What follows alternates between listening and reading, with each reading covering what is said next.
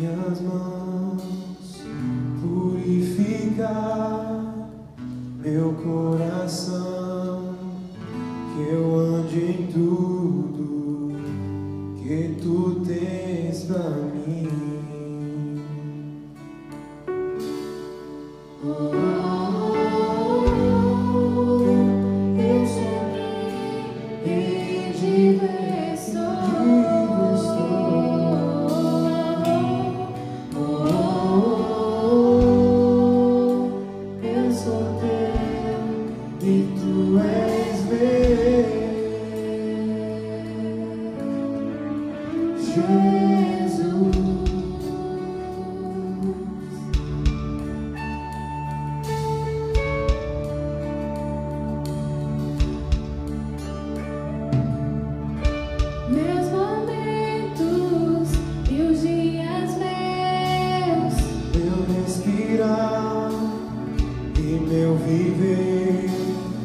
Que sejam todos pra ti, ó Deus.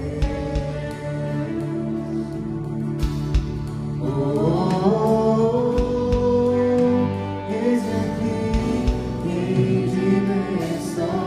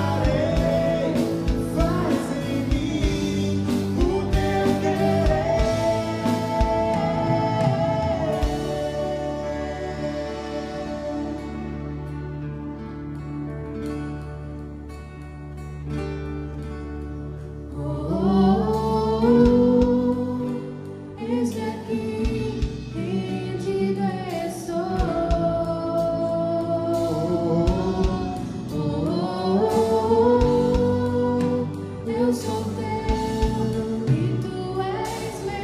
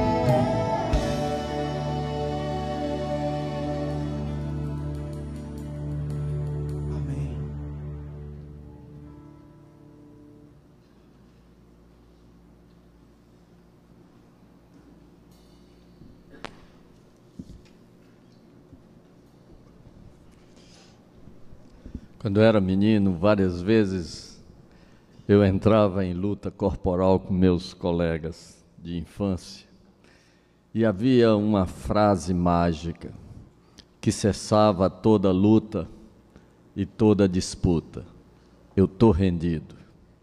Quando a gente dizia eu estou rendido, o arroxo de goela parava, a chave de pescoço afrouxava e toda a guerra cessava.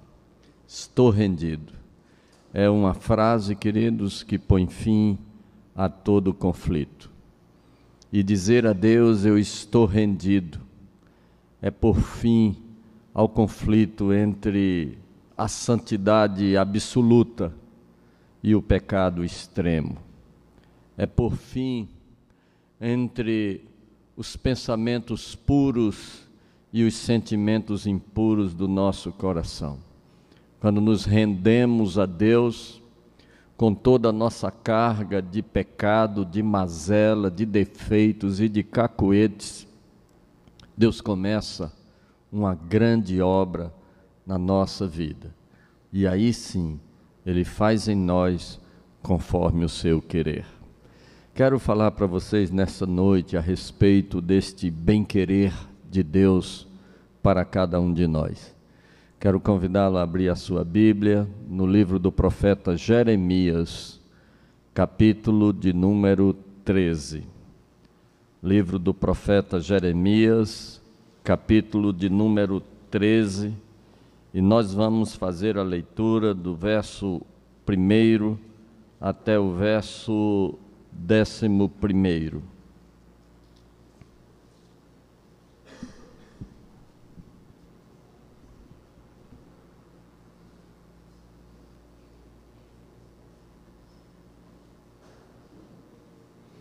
Jeremias 13, do verso 1 ao verso 11.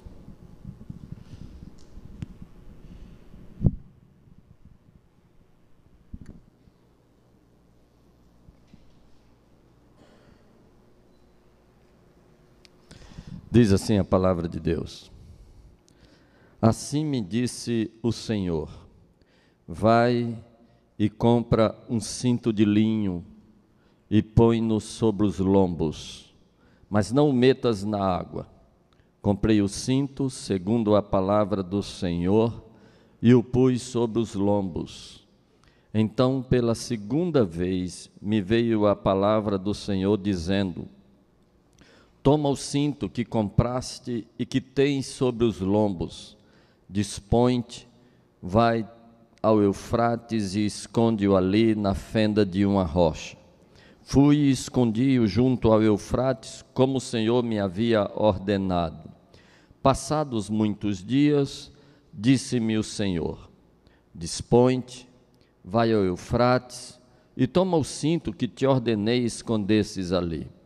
Fui ao Eufrates, cavei e tomei o cinto do lugar onde o escondera, e eis que o cinto se tinha apodrecido e para nada mais prestava. Diga comigo, o cinto tinha apodrecido. Vamos dizer juntos? O cinto tinha apodrecido e para nada prestava. Então me veio a palavra do Senhor dizendo: assim diz o Senhor, deste modo farei também apodrecer a soberba de Judá e a muita soberba de Jerusalém. Este povo maligno que se recusa a ouvir as minhas palavras, que caminha segundo a dureza do seu coração e anda após outros deuses para os servir e adorar, será tal como este cinto que para nada presta. Porque como o cinto se apega aos lombos do homem, assim eu fiz apegar-se a mim toda a casa de Israel e toda a casa de Judá, diz o Senhor, para me serem por povo, e nome, e louvor, e glória, mas não deram ouvidos. Diga comigo esta frase: para me serem, vamos juntos, para me serem por povo, e nome, e louvor, e glória. Mais uma vez, para me serem por povo, e nome, e louvor, e glória. Eu sou para ser por povo, nome, louvor e glória do Senhor. Senhor Deus, eu quero te pedir que o mesmo Espírito Santo que inspirou a escritura desta palavra, ilumine agora a sua compreensão, e que ao final possamos de fato sermos teu povo, para teu nome, para teu louvor e para a tua glória, em nome de Jesus, amém. Amém. Jeremias é da região de Anatote, da herdade da tribo de Benjamim, vizinho a Judá, próximo a Jerusalém. Jeremias era de família sacerdotal. Seu pai era o sacerdote Ilquias, do tempo do rei Josias. O rei Josias foi um daqueles reis que fizeram história em Israel, mais exatamente, que fizeram história no reino de Judá, o reino do sul, formado pelas tribos de Judá e de Benjamim. Josias, conquanto tenha sido filho de um rei idólatra, mas Josias dedicou o seu coração e a sua vida a temer a Deus. E tudo isto porque um dia foi encontrado, perdido no templo do Senhor, um livro do profeta, a palavra de Deus, a lei de Deus, estava perdida dentro da igreja.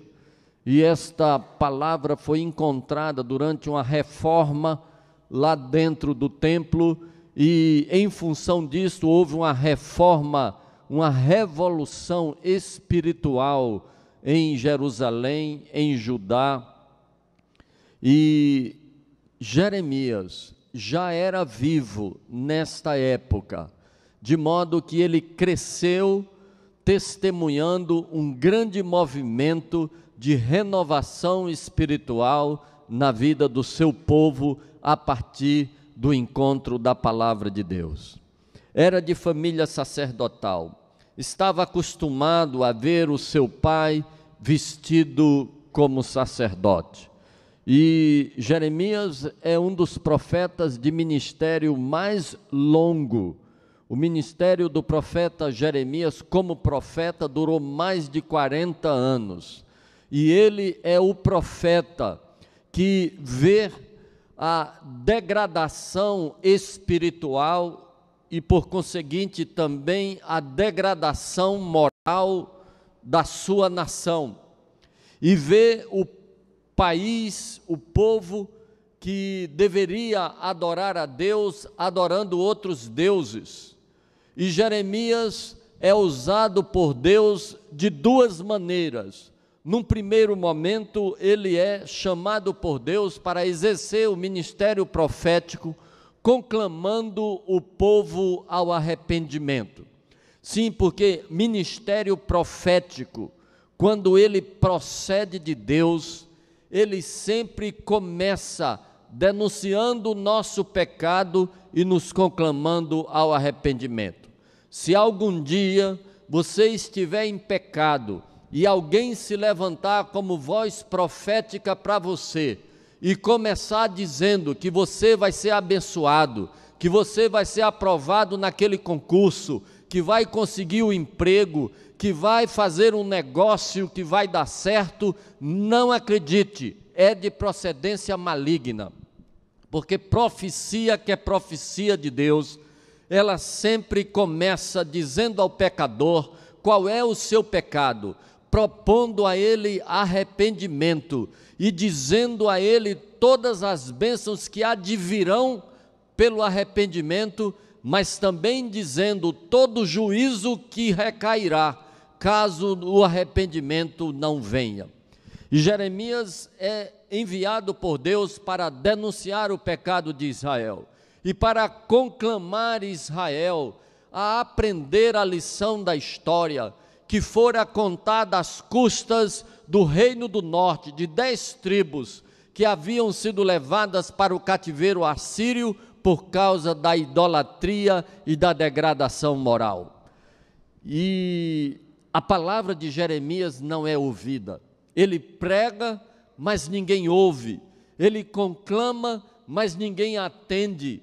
Então Deus muda a mensagem de Jeremias, e já no final do seu ministério, já durante o reinado do rei Ezequias, a mensagem agora é outra, e a mensagem é: como vocês não quiseram ouvir a palavra de Deus, como vocês não aceitaram o convite ao arrependimento, então virá sobre vocês o juízo que foi anunciado. Nabucodonosor, à frente do Império Babilônico, vai vir a esta nação. Na verdade, ele já está aí do lado de fora. As trincheiras já chegam até a cidade de Jerusalém. E ele vai entrar nesta cidade. Por mais que vocês montem barricadas, ele vai entrar nesta cidade. E ele vai levar as pessoas para o cativeiro. E ele vai destruir a cidade, ele vai saquear o templo, vai saquear os palácios e incendiar tudo.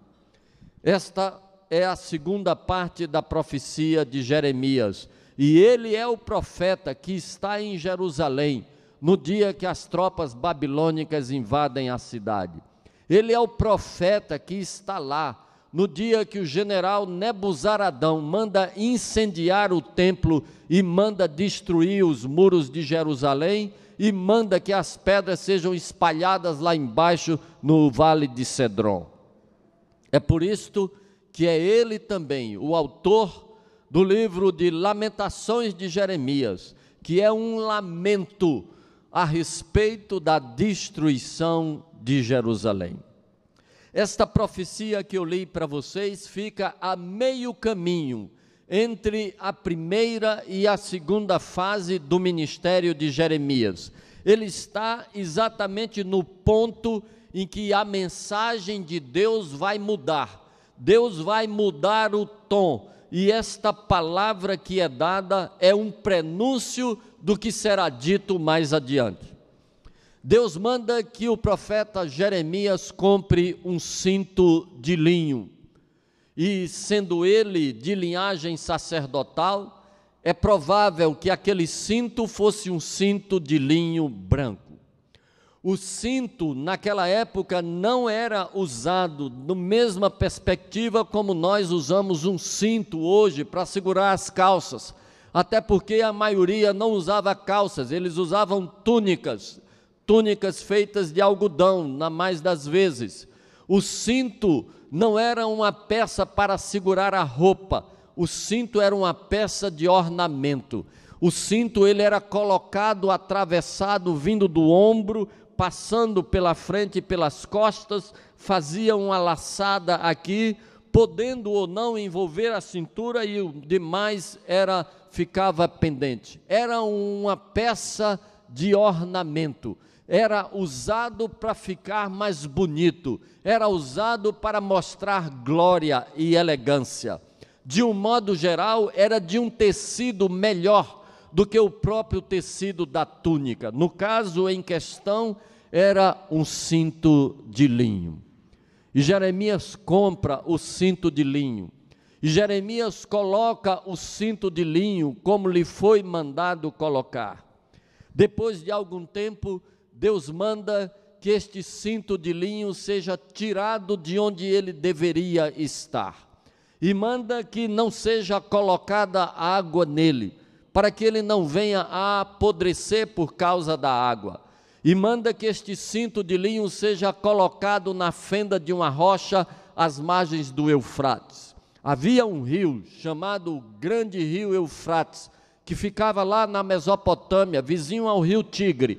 É pouco provável que seja este rio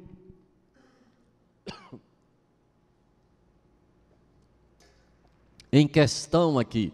Ele ficava a quase 2.000 quilômetros.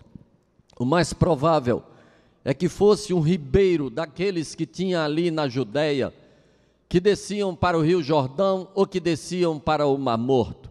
Um ribeiro que ficasse próximo a Jerusalém. E Jeremias vai lá e coloca o cinto na fenda de uma rocha, não é na lama, ele não podia molhar o cinto é colocado num lugar seco e protegido na fenda de uma rocha. Depois de alguns dias, muitos dias, diz o texto, Deus diz a Jeremias, vai lá outra vez, toma o cinto. E quando Jeremias vai lá e tenta pegar o cinto havia apodrecido e para nada mais prestava. Deus diz, Jeremias, isto que você viu acontecer, isto é o que está acontecendo com o meu povo. Este cinto representa a casa de Israel e de Judá. Deus está se referindo às 12 tribos, as 10 que formavam o reino do norte, o Israel, e as 2 que formavam o reino do sul, o Judá e Benjamim. Deus diz, assim como aconteceu com este cinto, aconteceu com o meu povo. Eu tomei um povo para mim, tomei o povo de um cativeiro egípcio. No livro dos Salmos ele diz, eu dei. No livro de profeta Isaías ele diz, eu dei o Egito por tua paga. Eu paguei o preço de destruir a glória do Egito para fazer de vocês o meu povo. Vocês nem povo eram, vocês eram um amontoado de escravos, amassador de barro, fabricante de tijolo para construir a glória de outra nação. Vocês não tinham sequer o direito de gerar livremente, e uma mulher grávida não sabia se gestava um filho para viver ou para morrer. Eu tirei vocês desta realidade. Eu coloquei vocês perto de mim, como o cinto estava perto do profeta. A ideia de Deus, queridos, era desfilar pela história com Israel. A ideia de Deus era usar Israel como uma peça de ornamento, como uma peça de enfeite. A ideia de Deus era tomar Israel do nada e fazer de Israel um tudo. Tomar Israel da escravidão e fazer Israel experimentar a liberdade plena. Tomar Israel da miséria e fazer Israel viver na prosperidade. Tomar Israel do castigo e fazer Israel viver na bênção. E a ideia de Deus era desfilar na história, perante as outras nações, perante os filisteus, perante os moabitas, perante os amonitas, perante os fenícios, perante os sírios, perante todas as nações, com Israel apegado a ele, abençoando Israel. E a ideia de Deus é que as pessoas iriam olhar para Israel e ver como Israel era próspero e diriam, eu quero o mesmo Deus de Israel. A ideia de Deus é que as pessoas olhariam para Israel e veriam a paz de Israel e diriam, eu quero a paz de Israel, eu quero o Deus de Israel. A ideia de Deus é que as pessoas viriam a saúde de Israel e diriam, eu quero a saúde de Israel, eu quero o Deus de Israel. A ideia é que as pessoas viriam a alegria, a felicidade de Israel e diriam, eu quero ser alegre como Israel, eu quero ser feliz como Israel, eu quero o Deus de Israel. A ideia é que as pessoas viriam a fé de Israel no seu Deus, fazer Rio Jordão parar em dia de enchente, fazer Mar Vermelho se abrir, fazer muralha de Jericó desabar, fazer o sol parar, fazer chover pedra para que Israel tivesse vitória nas suas batalhas, e a ideia de Deus é que as pessoas viriam a fé de Israel neste Deus e diriam: eu também quero crer neste Deus, eu quero este Deus para mim. Esta era a ideia de Deus, este foi o projeto de Deus para Israel.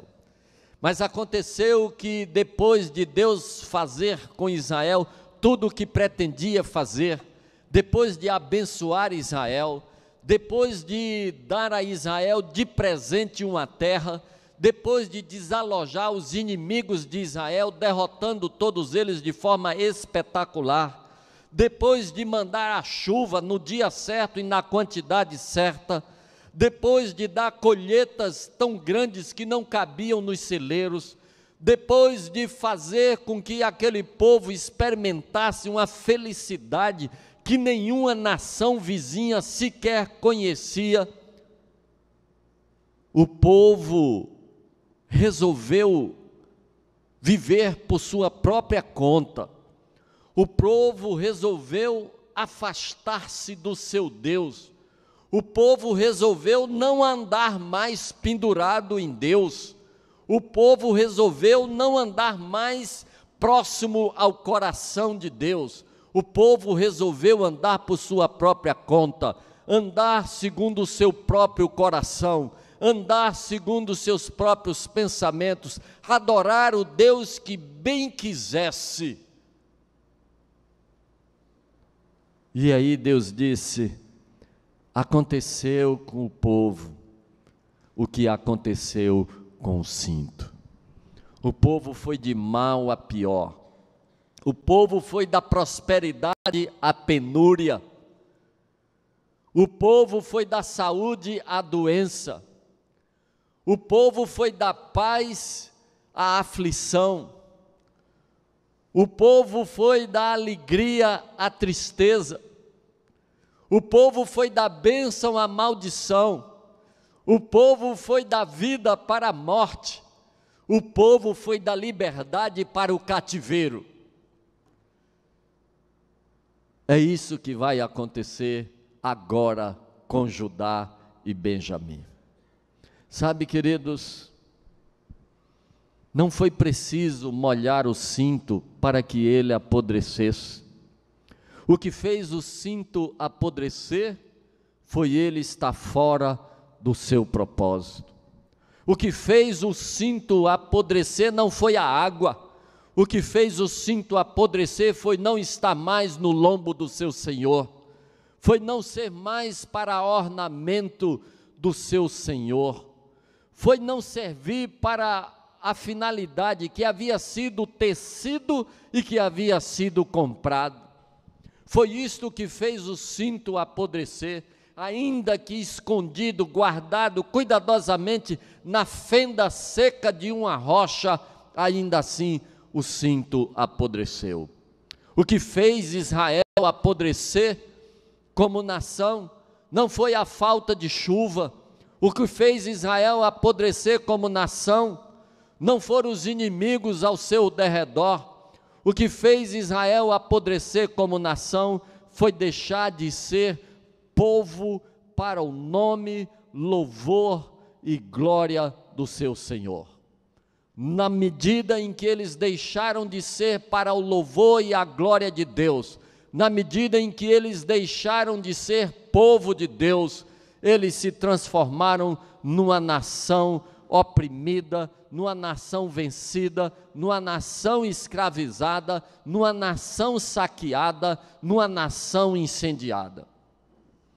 O tempo passou e Deus resolveu dar uma outra aula para a história. Deus resolveu comprar um novo cinto. O novo cinto se chama igreja. Não era mais apenas os descendentes de Abraão, de Isaque e de Jacó. Não eram apenas os homens circuncidados ao 8º dia, que guardavam o sábado, a Páscoa, a festa de Pentecostes e de Tabernáculos. Não, Deus resolveu agora tomar pessoas de diferentes nações, de diferentes línguas, de diferentes culturas, de diferentes condições sociais, dos mais diferentes latitudes deste mundo, e Deus resolveu tomar estas pessoas, e como aconteceu da primeira vez, ele precisou pagar um preço, só que desta vez o preço foi mais caro. Ele resolveu pagar o preço da morte do seu Filho, Jesus Cristo, para resgatar o povo não de uma escravidão em que se amassava barro e se fabricava tijolo, mas de uma escravidão de pecado, que fez com que homens criados à imagem e semelhança de Deus se transformassem no que se haviam transformado, pessoas capazes de matar o outro com um sorriso na boca, pessoas capazes de estuprar uma criança, pessoas capazes de imaginar os fornos crematórios de Auschwitz, pessoas capazes de realizar todo tipo de maldade, pessoas capazes de matar pais e mães capazes de colocar filhos em sacos de plástico e jogar na lixeira. Deus resolveu tirar um povo desta escravidão tão perversa, e para tirar o povo de uma escravidão tão atroz, o preço a ser pago foi muito maior do que o preço pago para tirar Israel do cativeiro egípcio. O preço pago foi a morte de Jesus Cristo. O preço pago foi a morte do Filho de Deus. O preço pago foi a morte de um justo. O preço pago foi a morte do único homem bom que já houve sobre a terra. O preço pago foi o preço do Calvário. E Deus pagou este preço para nos comprar, para nos usar como cinto do profeta, para desfilar conosco pela história. E a ideia de Deus é que as pessoas, ao nos verem, desejem ser o que nós somos e desejem ter o Deus que nós temos. Deus nos tomou para desfilar conosco abençoados. E a ideia de Deus é que as pessoas olhem para nós e vejam como nós somos abençoados. As pessoas olhem para nós e vejam a nossa saúde, as pessoas olhem para nós e vejam a nossa prosperidade, as pessoas olhem para nós e vejam a nossa santidade, as pessoas olhem para nós e vejam a nossa mansidão, as pessoas olhem para nós e vejam a nossa fome e sede por justiça, mas as pessoas olhem para nós e vejam a nossa misericórdia, as pessoas olhem para nós e vejam o nosso compromisso com a paz. As pessoas olhem para nós e nos vejam pessoas capazes de sofrer perseguições, de sofrer calúnias e injustiças por causa do nome de Jesus Cristo, pessoas capazes de serem discriminadas por amor a Jesus Cristo. E a ideia de Deus é que as pessoas olhando para nós digam: puxa, eu quero ser como eles são, eu quero ter o Deus que eles têm. A questão é que, infelizmente, às vezes, algumas das vezes, ou as mais das vezes, lamentavelmente, nós não estamos sendo para o ornamento de Deus. Nós não estamos sendo pessoas que outros gostariam de ser igual. As pessoas não estão desejando ter o nosso Deus. E isto pode ocorrer por duas razões. Primeiro, porque nós não estamos vivendo nem um pouco de santidade, nem um pouco de mansidão, nem um pouco de humildade, nem um pouco de justiça, nem um pouco de misericórdia, nem um pouco de amor. E as pessoas não veem em nós alguma coisa que mereça sequer ser desejada. E aí nós deixamos de ser para o louvor, para a honra, para a glória e para o nome do Senhor. Sabe, não precisa molhar para que a gente apodreça, só precisa que a gente seja tirado dos lombos do Senhor. Só precisa que a gente seja tirado de pertinho de Deus. E pouco importa se a gente vai ser colocado na fenda da rocha ou num cofre revestido de veludo, pouco importa, depois de muito tempo, o cinto vai apodrecer. Só há uma forma, queridos, de isto não acontecer, é se estivermos no lugar para o qual fomos comprados para ficar, é se tivermos intimidade com Deus, é se estivermos perto de Deus. Deus quer desfilar pela história comigo e com você. Para ter intimidade com Deus, que a única coisa que pode impedir que eu apodreça, eu imagino pelo menos 3 situações. Não consigo me imaginar tendo intimidade com Deus sem ter intimidade com a palavra de Deus. Não consigo imaginar que eu consiga ter intimidade com Deus e não dê a mínima para o que Deus diz, para o que Deus quer, para o que Deus manda, para o que Ele mandou escrever. Já se passaram mais de 6 meses deste ano de 2012, mais da metade do ano já se foi. Quanto foi que eu cresci em intimidade com a palavra de Deus? O que eu posso dizer que eu sei a mais hoje que eu não sabia no mês de dezembro? Quanto a mais das parábolas de Jesus Cristo eu sei agora no mês de agosto que eu não sabia em dezembro último? Quantos milagres a mais que Jesus fez eu aprendi que eu não sabia ainda no ano passado? Quantos versículos a mais eu sei, quantos salmos a mais eu sei, quanto a mais eu li esse ano do que eu li o ano passado?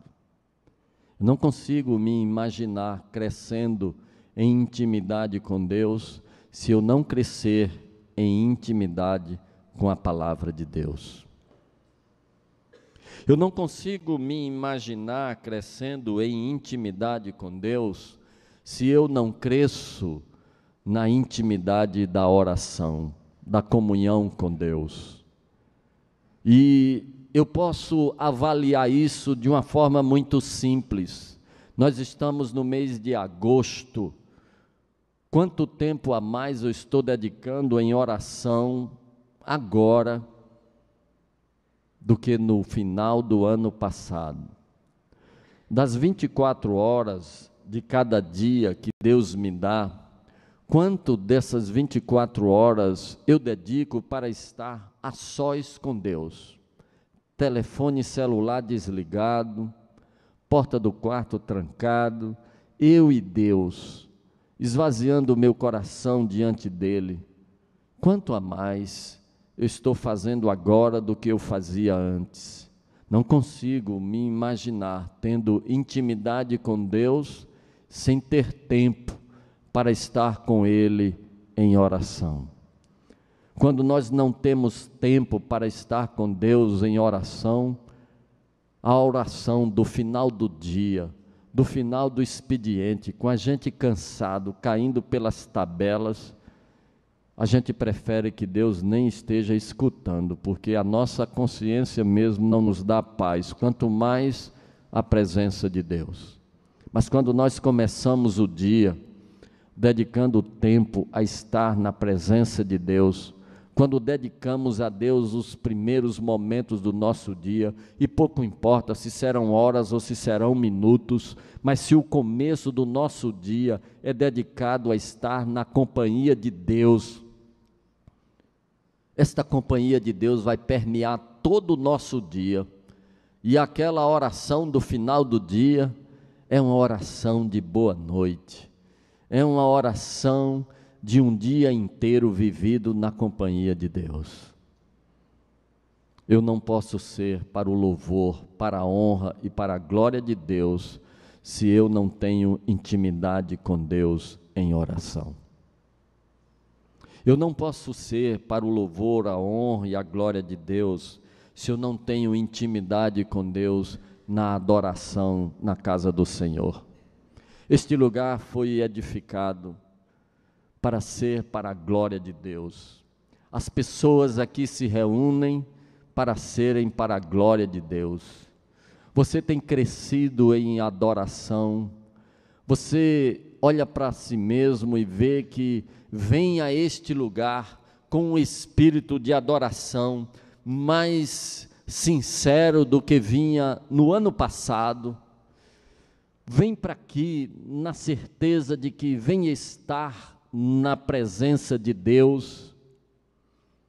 Vem para aqui na certeza de que vem estar na presença de Deus. Vem para aqui na certeza que vem estar na presença de Deus. Sim, porque eu não consigo imaginar que eu venha para cá estar na presença de Deus, se eu não dou a mínima para a hora em que eu venho para cá. Eu não consigo imaginar que eu venho para estar na presença de Deus e não me importo de chegar atrasado, mais do que eu me importo de chegar atrasado no cinema.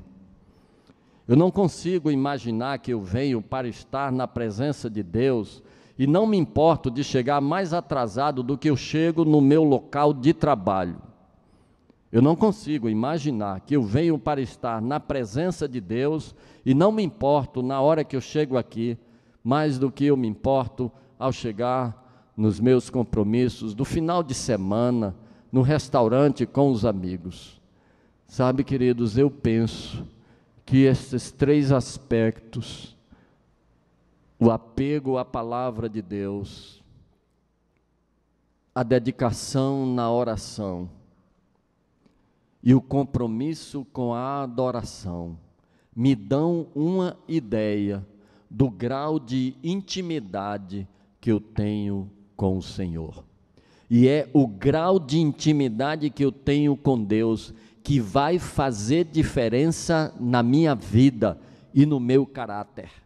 O que vai fazer eu vencer a tentação, o que vai fazer eu vencer o adultério, o que vai fazer eu vencer a imoralidade, a impureza da mente, o que vai fazer eu vencer a inveja, o que vai fazer eu vencer o rancor, o que vai fazer eu vencer a maledicência, não é o meu esforço pessoal alienado de Deus.